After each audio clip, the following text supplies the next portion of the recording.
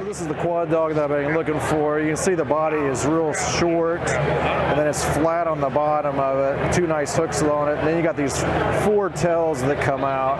And the cool thing about it, you can see right here the way this is split down, and it comes out to the sides. And that's a lot different design. That really helps with that hop, and these tails just kind of come out and flutter.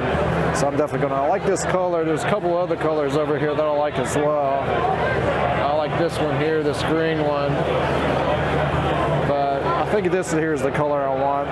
On Leesville, there's a lot of fish with blue on the back, and then these tails I think will really help with what's in the track. So I think I'm going to get this one right here.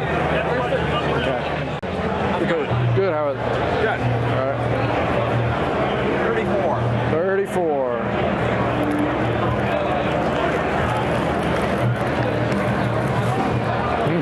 Very well documented. This is an important job here that I'm doing. That's the old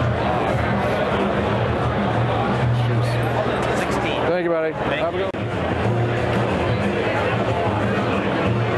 How are you? So, yeah. This is a blue water bait. This is our 5-inch KO shed. Waterproof construction.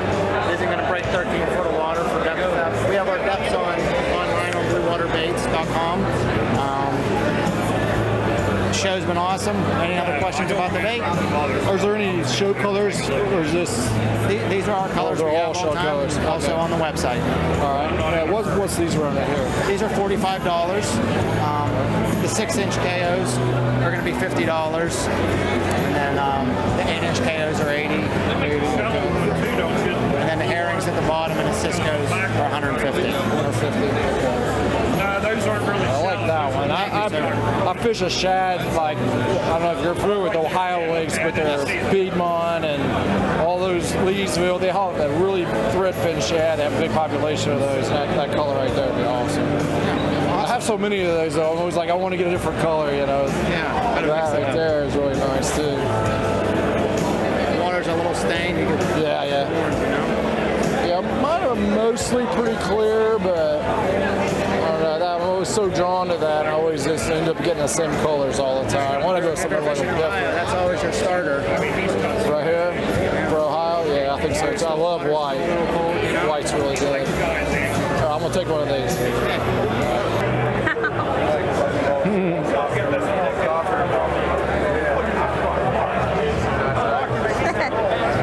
Got the dog.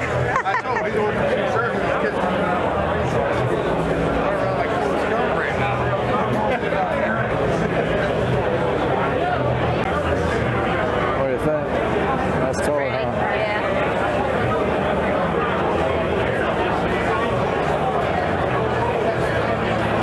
Hey, Cat. Hey, how are you, buddy? Hey, nice to meet you. Fires. Can I put this on your shirt? Oh, sure. Get out of your way. Yeah. So this guy tells me you're one of the best guides up at Lake St. Clair. I don't know about that. I've been around a long time and I have fished everywhere from east of Montreal over to Winnipeg, from Loch Sewell to West Virginia, and then it's been on our lake about 24 years and guiding full-time for 12 years just for muskies. So you got to learn something. Yeah, so I don't know that I'm the best guide out there, but I do put a lot of fish in the boat. I think last year, trolling, casting, jigging, small boat, big boat, we had 283 with 15 over 50, which is, yeah, not too bad. I mean, put our time in. Then we do the walleye season April and May. We've got a big migration of walleyes coming up from Lake Erie, and we vertical jig for those in a protected river, so you don't have the Lake Erie 5-foot waves and just catch walleyes. So between the two, you know, you end up learning something and have a lot of fun. Well, it's kind of good that you're not exclusively muskie, because I mean, they're really tough. Yeah, well, so it's nice to be able to go off to the off species and catch some other stuff too.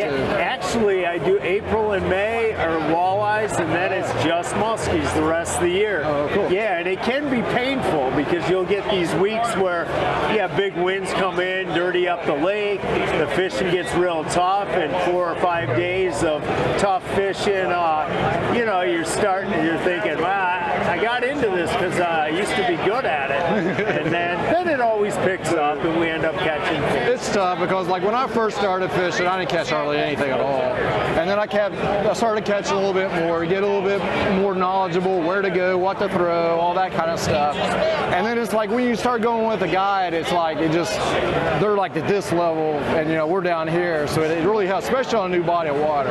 Right. Because I mean, you can't just go to Lake St. Clair and just start fishing. I mean, it's so huge.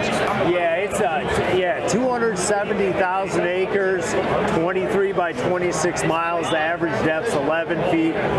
Then you got both rivers combined, so the fish can move around a lot. And I do the same thing when I go to other bodies of water. I mean, I get guides if I haven't been there, just to get me clued into, where, when, what are they keying in at those certain times of the year. And they're out there doing it every day, so it just puts my odds in my favor of being successful. That definitely helps. And anytime I fish with guides, I learn something. Absolutely. I'm thinking about coming up in July with him and fishing with you, so cool. might be able to come up and do it.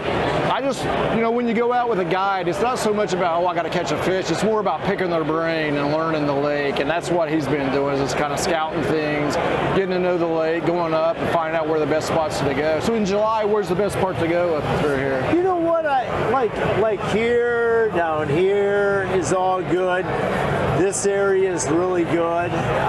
Sometimes, up in these bays are good up in here. So it just, it really depends on water color, wind direction, if you can get there, at boat traffic, We spent a good bit of time in this area here. Where's the dumping grounds? It's down in here, right? Right here. Yeah. We spent a good bit of time there too. Yeah. And over in like around the tip. Well, man, I appreciate the info. Hey, no problem. Hopefully we'll see you in July. I hope so, yeah. Anything available? Dude, how are you? I watch you all the time. Right on. Thank you so much. I appreciate it. I go down there all the time and I say, hey, we're going to try to fish a guy from West Virginia. Okay. And I fish down in West Virginia.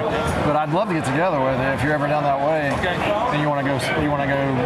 I fish a lot of the Ohio lakes. Okay. I mean, I know I've seen you fish Piedmont and all those We were areas. at Leesville yesterday. Oh, were you? How'd you do? We got one hit. Couldn't One get hit? the stick. But we're going to try fishing it again on Monday. So we fish Friday, doing the show, and then on the way back home to Wisconsin. There you go. Audio is important, right? Oh, it sure is.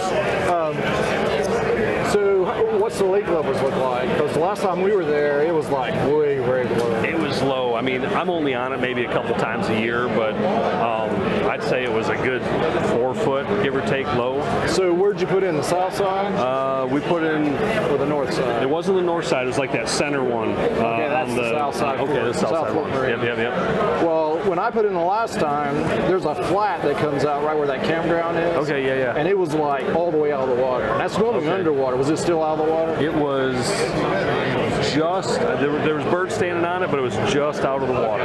Gee, that's a good spot. How often do you fish these boats? Probably maybe once, twice a year. Like coming out here, we'll hit it and then heading back to Wisconsin. So This is my opinion, but I think that's the best lake in Ohio. I really do. The amount of fish we saw, like on side imaging, and I mean, we had a live scope running just for fish coming in or whatever. But I mean, all sorts of them were coming in after our baits and stuff. We just couldn't get them to go. But I think maybe I've gone there 2 or 3 times where I haven't caught not caught a fish, but like contacted a fish. Yeah. I mean, it's loaded in there. I went in there in the spring one time, and it was like, I think we had 50 follows in like 2 days between 2 boats. Yeah. It was like 12 and 15, but they were a little slow. I mean, it's a really pressured piece of water. I'm hoping anyway, Monday, with it being 70, and I mean, every day from here on out, getting kind of warmer and warmer, I'm hoping they'll be going. I mean, there was bait everywhere. They're tough, man. I love that lake. So we try. I got the hit on a mid-Medusa. We were throwing tubes. We were throwing glides. I mean, that was most of what we threw. So we'll see what we can do on Monday. Awesome. Well, dude, man, I really love meeting you. I was like, I watch your show all the time. I'm like, I'm gonna meet that guy one day. When you said you're gonna be up in here, I was like, I'm gonna have to go hit him up. Awesome. Yeah, nice to meet you. There you go. Thanks a lot, buddy. Good to see you.